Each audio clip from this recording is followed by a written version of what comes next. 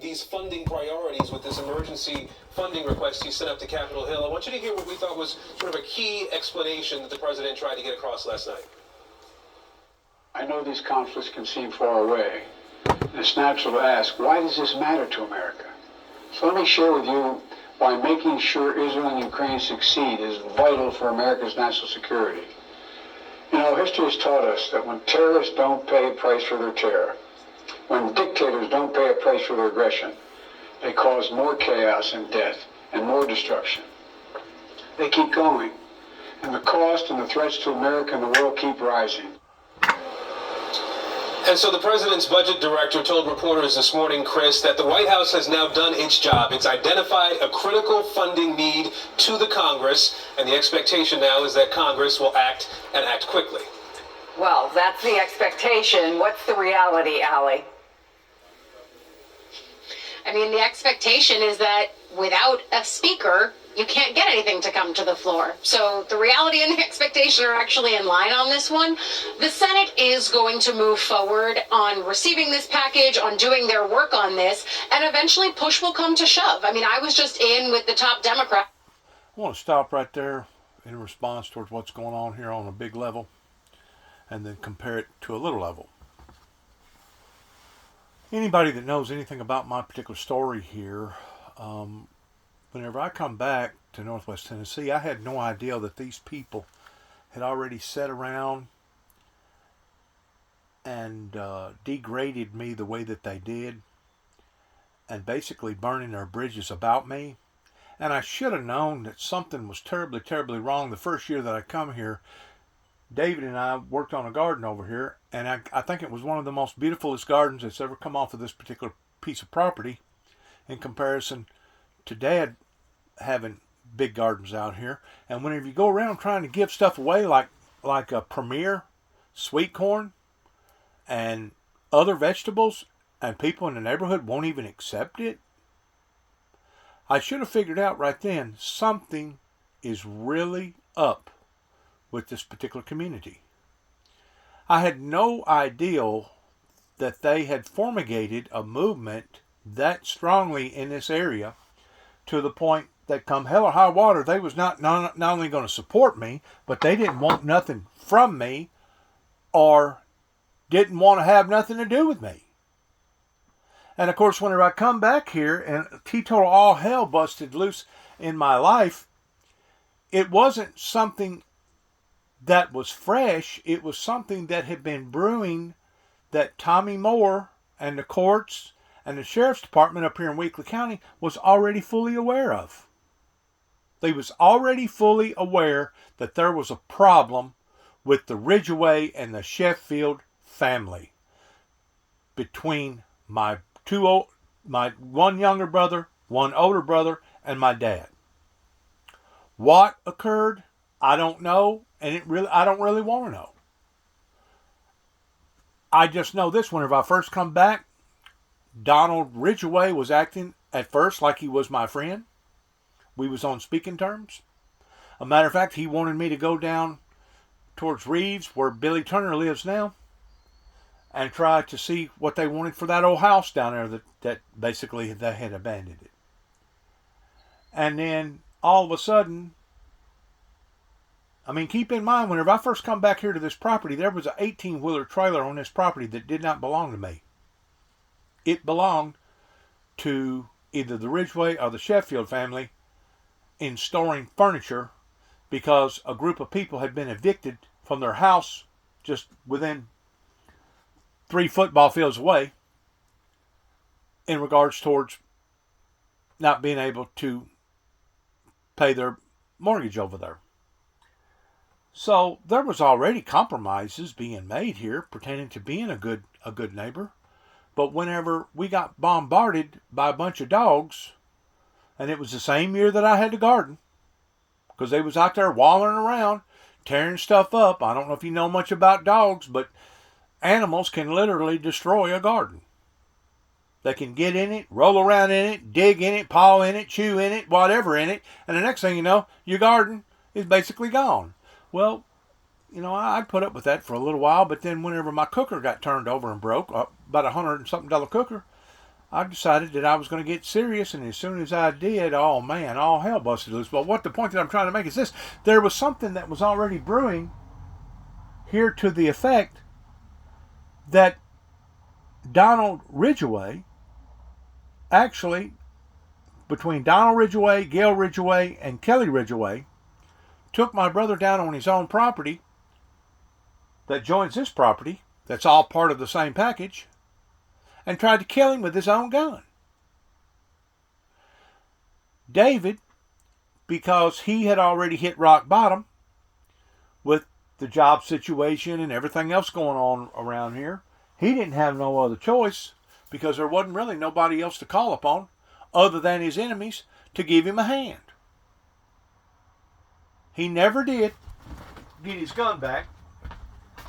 To this day, I still don't know where the gun is. And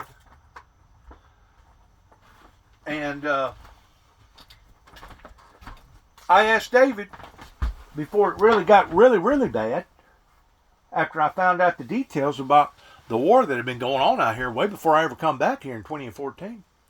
I asked David, I said, David, why are you even buddying up with him?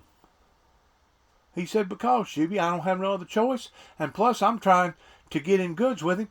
That way I know that he's got a barn full of all kinds of stolen tools and motors and all kinds of other equipment in this old barn. He goes, I'm gonna get him back towards what that they had done to me, pertaining to pulling that gun and then stealing the gun from him. It was about a $700-800 gun. And I looked at him, I said, David, that's really, really bad that we live in an area to where you have to reflect in coming down on the same level that your enemies are, because the law around here has it in for us, because of whatever reason, that's not willing to do their job, to the point that if you don't seek that type of justice towards putting justice into your own hands, there'll not be no justice done. I go, David, that's really, really sad. So in a reflection about what they're talking about here pertaining to terrorists, those that was committing crimes out here, violating us, tormenting us, vandalizing us, and then there towards the last, whenever I was in such of a depleted state after my brother had died, let basically somebody onto the property that I had no earthly idea that they was basically meth makers or meth takers or whatever, to the point that they ripped everything off, stole stereos, TVs, weed eaters, brand new weed eaters, all kinds of guns, all kind of jewelry, all kinds of this and that, basically cleaned us out. That if I didn't go ahead and get out of jail in pleading guilty to Mr. Johnson, that wanted to get me for me being a multiple lawbreaker, of being a stalker, even though he didn't know none of the details about what went on up in Kentucky. And as far as he was concerned, and as far as people like him are concerned, they're not worried about the particulars. All they go by is what is on paper. This individual has already been charged for stalking in another state with another group of people, and because of it, now we're going to try to get him again towards being a multi-offender, and if he's a multi-offender, that means that he's a felon. That's the avenue that they took, and because of it, I was not going to waste time on a bunch of, as far as I'm concerned, worthless individuals that was dead set towards wanting to destroy my life to begin with. They was dead set in wanting to make sure that they put a felony onto my life. That way it would had basically finished me off, because up until that time I'd never had a felony onto my life. Matter of fact, up until that time I'd never even come close of getting a felony. But Weakley County, Tennessee, along with the surrounding areas in Northwest Tennessee, beginning in 1989, was dead set that they wanted to stop an individual that had set a sail out into the eyes of the general public in making sure that Homeland Security initiated the first raid upon to the ministry, which is a violation of the Constitution. It says freedom of speech, freedom of religion, and freedom to be able to bear arms. It just so happens the arms that I had at the time was a aluminum sword valued at approximately $20 that you would use in Sinbad and the Sailor, that looked good. It looked halfway decent. But whenever you picked it up, you realized it was a phony fake sword. They went to extremes here in Northwest Tennessee in Gibson County, working with Homeland Security, Secret Service, of making sure that that item had been taken from me. Why? Because they did not want the ministry to grow. They did not want the ministry to become influential. They did not want Bible prophecy to be fulfilled. My point is this: the more people get away with whatever that they're doing that they know that they shouldn't be doing, the more that they get away with something, the more that they feel like that they can continue to get away with something. So what Biden has just said hits the nail on the head pertaining to either homegrown terrorists or foreign terrorists, that once evil starts lurking and once evil gets an upper hand or a stronghold, then evil will take off just like a wildfire. And if the good people that's supposed to have the same armory as the bad people, if they don't stand up against the bad people, kind of like what the president of the NRA said, that the only way to defeat a bad person with a gun is with a good person with a gun. If the people, by and large, don't think enough of themselves and their community and their state and their nation, then you will have a depleted, run-down, basically worthless nation that is no longer standing on the same foundations that our ancestors stood on. Because there's things being done today, not just in the streets, not just in the courts, but in politics in general, that if these occurrences was to have been taking place either before World War II or shortly after World War II, it would have been looked upon as being a travesty, and it would have been looked upon as being basically a terrorist in what our courts and what our judges and what people are doing. So whenever the church world talks about, we preach a message of love, we preach a message of righteousness. We look at Lucifer, the Satan, towards him being our enemy. Do you really? Do you really look at Satan towards him being your enemy? Or are you bedded down with him? The bottom line is this: the Homo sapiens have been playing. They have been playing with themselves. They have been playing with God. They have even been playing with the demonic world of burning both candles at the same time on both ends, playing one side against the other, because it was profitable and it was fun. Let's not forget the fun part. It was fun as long as it wasn't coming home to you. As long as it wasn't your granddaughter that was hooked up with some boy that was on drugs that wound up having a child that was mentally retarded, or a child that was deformed in some sort of a way. Or it was fun as long as it wasn't your granddaughter who recently just got raped and now she's going to have a child by this particular rapist. It goes back to the small fox. A little bit of sin don't sound like it's that big of a deal. But whenever it's a little over here and a little over there and a little over here and a little over there, eventually enough of the small foxes will, in fact, chewing on the vine here, chewing on the vine there, eventually they will ruin the vineyard. And that's what the Bible talks about.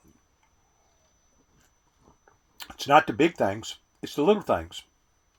And if you combine enough of the little things together, then you have a recipe of disaster, catastrophe.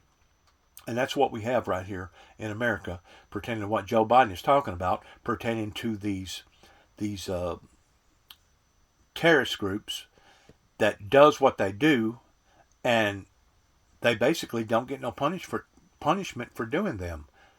It's really awful that even our judges over here will let a panty-anty judge will let some two-bit whore ruin a whole man's life, and possibly even the family and the family's family, because of her lies and her deceitfulness in front of the courts, and crying and really acting like she was taken advantage of, while the judge knowed the decisions that he made was not just decisions. Just like my brother David, whenever, going back to my personal story, whenever he went before the courts up here and he tried it in court, it was immediately thrown out. Well, whenever you do that, that opens up a brand new venue in the eyes of your enemy towards saying, I got away with that, didn't I? Well, if I got away with that, I wonder what else I can get away with. Well, if I got away with that, what else can I get away with? And if I got away with that, how can just go on and on and on. And it goes back to the reflection that if you give somebody an inch, they will take a mile.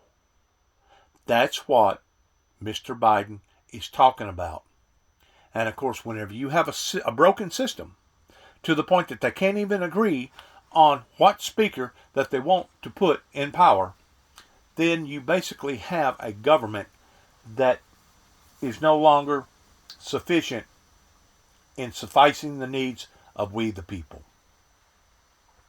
Especially whenever they're spending, I think if I'm correct about this, whenever they're spending over $5 trillion and only getting back $3 trillion. Whenever you're going $2 trillion in the hole every year, that's the average that we've been going in for the past 20 years, ever since Reagan decided to do what he done as far as lifting the restrictions on our currency with gold. You cannot maintain in being a self-sustainable government if, once more, you are paying more money out than you have coming in. And I think it's finally come home to them. It's flabbergasted them with all these problems that's going on all over the world. And now, basically, the American government is caught between a hard place and a rock. And guess where that puts us? Guess where that puts we the people? You got it. Collateral damage. In the meantime, the people that has put us in this predicament still has their big fat bank accounts. Some of them still has insurance for the rest of their lives. They have a retirement. Some of them still has Secret Service that protects them in their fortress. I could go on and on and on about how that the system rewards the people that it should be punishing and punishing the people that it should be rewarding.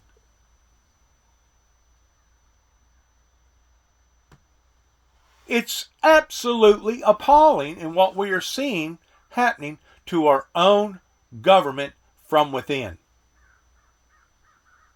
And if we are not smart enough to identify the problem, if we are not smart enough to take a course of action towards eliminating the problem, if we are not smart enough to be able to change our spending habits or change our ways or whatever you want to call it, eventually, whenever this thing finally does pop, it's going to pop just like a rubber band. You can only stretch a rubber band so far before it actually gives way and then it separates itself, based upon the theory that a chain is only as strong as its weakest link. And once you compass the pressure upon the weakest link to the point that the weak link gives way, guess what it does to the rest of the chain?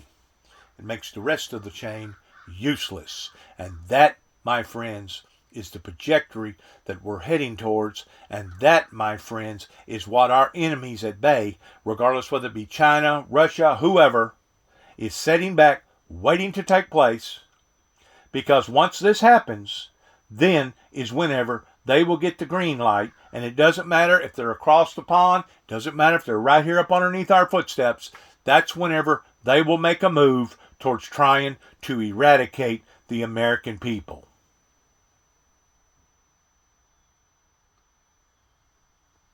And eventually push will come to shove. I mean, I was just in with the top Democrat, Hakeem Jeffries, who was once again reiterating to reporters this afternoon and earlier this morning as well, that this is a time for urgency, that not only is the government shutdown coming ever closer with each passing day, but the aid package that the president spoke about last night and sent over to the Hill is something that also requires quick urgency and passage. Now, just because there's a speaker also doesn't mean that it gets any easier to pass that package, especially because Israel... This is the reason why that I spoke up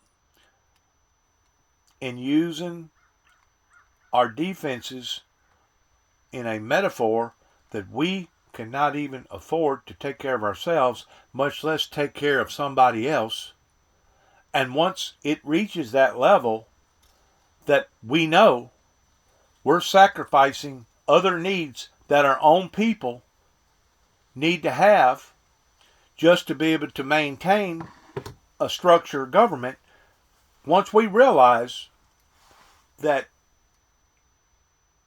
our allies need our help now, and we can't help them, and if we do help them, we're going to have to sacrifice more for ourselves, then you're talking about a broken system, and you're talking about a group of people that can't take care of others, much less taking care of themselves, because they have stretched themselves too thin. They have pulled the rubber band too far, and she's fixing to pop. And when she does, I have said this before, it'll be just like a gallon of milk. Whenever a gallon of milk spoils, it don't spoil on the top and the bottom still be good. It don't spoil on one side and the other side still be good. Whenever a gallon of milk spoils, it spoils all the way through and through. That means whenever the money goes bad in America, it's going to go bad for the working man, the poor man, and the rich man. That means whenever the money goes bad in America, it will go bad on the East Coast just like it does the West Coast. It'll go bad for the Southerners just like it does for the Northerners. It'll go bad for the people that are associated with America whenever it pops. At that point in time, people's IRA, people's savings, people's CDs and DVDs or whatever else that they may have in the bank, more than likely will collapse with it. You cannot maintain a structure government by spending $2 trillion more than what you're taking in. And that's the predicament that we're in right now, and COVID helped to open up our eyes. We was already slipping towards this moment. We was already heading or approaching this moment. A matter of fact, I knew whenever Bill Clinton took on office, especially whenever Obama took on office, that something was really, really wrong whenever you put somebody in power in America of basically the same name of the terrorist that killed so many people on 9/11. But I also knew that our finances was going in the opposite direction, and I think other people seen this too, but wasn't nobody either strong enough or willing to speak up about it. And now look at what it has gotten us. It goes beyond devastation. You know, we see devastation on TV because satellite TV and internet all over the world, and in some cases it's one of the most saddest events. I think probably Pakistan either last year or the year before, whenever they got flooded the way that they did, that affected about 14 million people, and they claimed killed about 1 million people because of the flooding. That was one of the most saddest things that I think that I've ever seen on national TV, other than the underground earthquake whenever the tidal wave hit and killed so many people that way over there in Japan.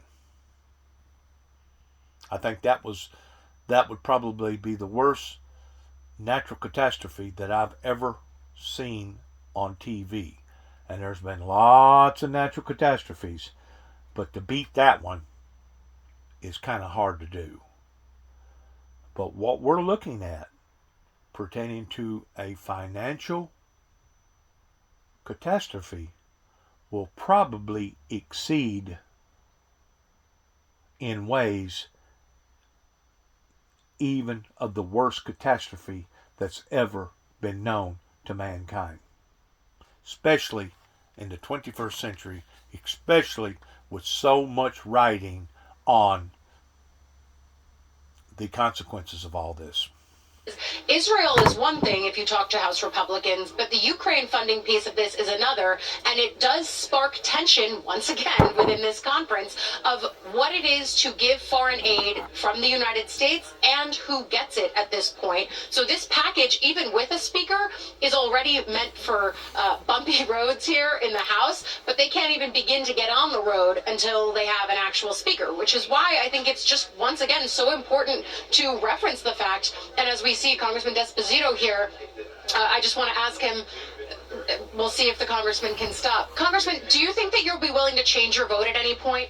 I think that there's conversations that are happening right now between the three of us from Long Island, as well as the Chairman Jordan.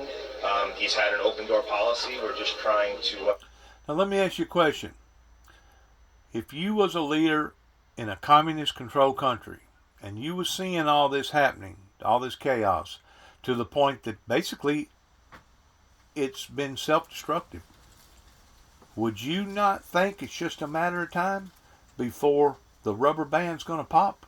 Would you not think, with all these now natural catastrophes as well as man-made catastrophes, that we are on a trajectory of doom and gloom, especially whenever we cannot even aid people with humanitarian resources to be able to help people pertaining to the innocent that are being affected by all this stuff?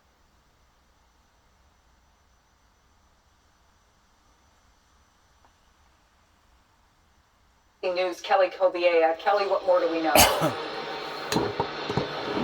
Yeah, we don't know too much more than that at the moment. Please bear with me here. It appears that Hamas has released a brief statement saying that it has, in fact, released 2 American female hostages, a mother and daughter.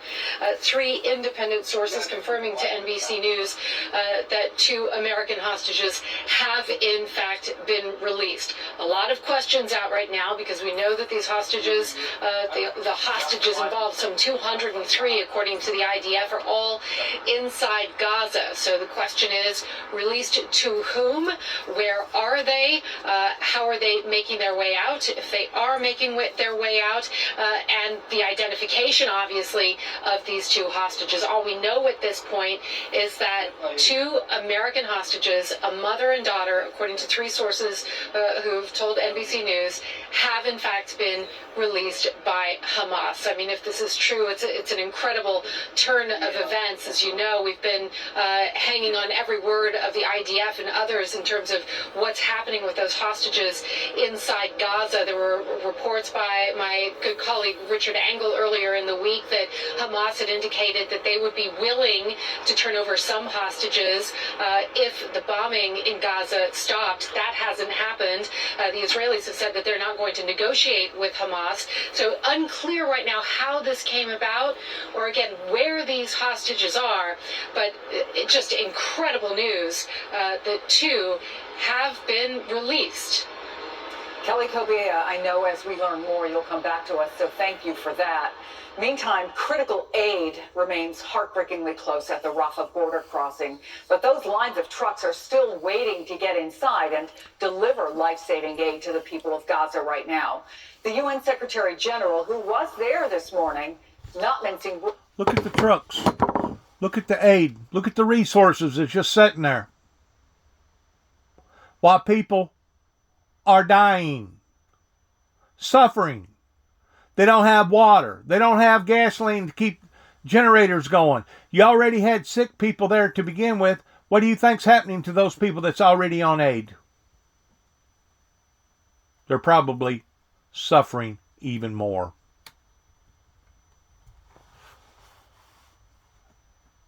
You do not give in to your enemy. Because whenever you do, that's whenever he's going to think, regardless whether it's a it, a he, or a multitude of people, are going to think that they have the better hand over the good people. And that's what's been going on for the past few years, not only in America, but all over the world. And now, look at where we're at today. So you don't think that people like Putin and other communist-controlled leaders are sitting back and saying, now what's happened to the American dream? Now what's happened to the American influence? Now what's happened to the free world? Because we have stretched ourselves so thin, it could bring a catastrophe into our own backyard. And it's really sad. Thanks again. Good luck to all of us. I pray for this situation every intensely day, every minute of the day, that something will take hold in response towards Red Cross or some other humanitarian aid will be able to help, especially the most vulnerable, which is usually the youngest to the oldest, or the sickest.